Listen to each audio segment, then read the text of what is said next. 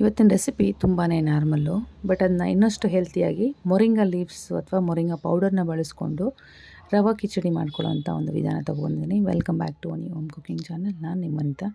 ಬನ್ನಿ ಹಾಗಾದರೆ ಈ ಹೆಲ್ತಿ ಆ್ಯಂಡ್ ಟೇಸ್ಟಿಯಾಗಿರುವಂಥ ರೆಸಿಪಿ ಮಾಡೋ ಪ್ರೋಸೆಸ್ ನೋಡೋಣ. ಫಸ್ಟ್ ಒಂದು ಬಾಣಲೆಗೆ 1 ಗ್ಲಾಸ್ ಆಗುವಷ್ಟು ರವೆ ತೊಗೊಂಡಿದ್ದೀನಿ, ಚಿಕ್ಕ ರವೆ. ಅದನ್ನು ಒಂದು 2 ನಿಮಿಷಗಳ ಕಾಲ ಲೋ ಫ್ಲೇಮಲ್ಲಿ ಚೆನ್ನಾಗಿ ರೋಸ್ಟ್ ಮಾಡ್ಕೊಂಡ ನಂತರ ಇದನ್ನು ಸೈಡಿಗೆ ಎತ್ತಿಟ್ಕೊಂಡು ಅದೇ ಬಾಣಲೆಯಲ್ಲಿ 1 ಟೀ ಸ್ಪೂನ್ ಆಗುವಷ್ಟು ಎಣ್ಣೆ ಮತ್ತು 1 ಟೀ ಸ್ಪೂನ್ ಆಗುವಷ್ಟು ತುಪ್ಪ ಆ್ಯಡ್ ಮಾಡಿಕೊಂಡು ಇದಕ್ಕೆ ಸಾಸಿವೆ ಮತ್ತು ಕಡಲೆಕಾಳು ಆ್ಯಡ್ ಮಾಡ್ಕೊತಾ ಇದ್ದೀನಿ, ಒಂದು ಹಾಫ್ ಟೀ ಸ್ಪೂನ್ ಆಗುವಷ್ಟು.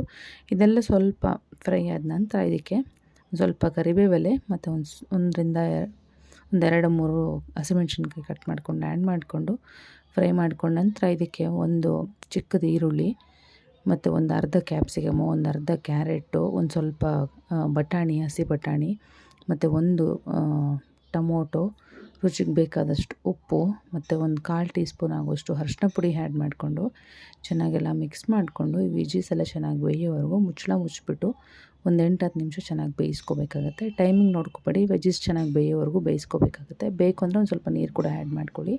ನಂತರ ಇದಕ್ಕೆ 1 ಟೀ ಸ್ಪೂನ್ ಆಗುವಷ್ಟು ನುಗ್ಗೆ ಸೊಪ್ಪು ಪೌಡರ್ ಆ್ಯಡ್ ಮಾಡ್ಕೊಂಡಿದ್ದೀನಿ. ನುಗ್ಗೆ ಸೊಪ್ಪನ್ನ ಚೆನ್ನಾಗಿ ಬಿಸಿಲಲ್ಲಿ ಒಣಗಿಸ್ಕೊಂಡು ಪುಡಿ ಮಾಡಿಟ್ಕೊಂಡಿದ್ದೀನಿ. ಈ ಪುಡಿನ ಆ್ಯಡ್ ಮಾಡಿಕೊಂಡು ಒಂದು 2 ನಿಮಿಷ ಲೋ ಫ್ಲೇಮಲ್ಲಿ ಹಸಿ ವಾಸನೆ ಹೋಗೋವರೆಗೂ ಫ್ರೈ ಮಾಡ್ಕೊಂಡ ನಂತರ ಆಲ್ರೆಡಿ ರೋಸ್ಟ್ ಮಾಡಿ ಇಟ್ಕೊಂಡಿದ್ದಂಥ ರವೆನ ಆ್ಯಡ್ ಮಾಡಿಕೊಂಡು ಒಂದು 2 ನಿಮಿಷ ಫ್ರೈ ಮಾಡ್ಕೊಳ್ಳಿ. ನಂತರ 1:5 ರೇಷ್ಯೋದಲ್ಲಿ 1 ಗ್ಲಾಸ್ ರವೆಗೆ 5 ಗ್ಲಾಸ್ ಆಗುವಷ್ಟು ನೀರು ಆ್ಯಡ್ ಮಾಡಿಕೊಂಡು ಚೆನ್ನಾಗೆಲ್ಲ ಕಂಬೈನ್ ಮಾಡಿಕೊಂಡು ಮೀಡಿಯಮ್ ಟು ಲೋ ಫ್ಲೇಮಲ್ಲಿ ಇದು ಚೆನ್ನಾಗಿ ಗಟ್ಟಿಯಾಗೋವರೆಗೂ ಬೇಯಿಸ್ಕೋಬೇಕಾಗುತ್ತೆ. ತುಂಬ ಗಟ್ಟಿಯಾಗಲ್ಲ, ನೀರು ಜಾಸ್ತಿ ಇರೋದ್ರಿಂದ, ಜೊತೆ ಕಿಚಡಿ ಆಗಿರೋದ್ರಿಂದ ತೆಳ್ಳಗೆ ಇರಬೇಕು. ಸೊ ಹಾಗಾಗಿ ನೋಡಿ, ಕನ್ಸಿಸ್ಟೆನ್ಸಿ ಇದೇ ರೀತಿಲಿ ಇರಲಿ.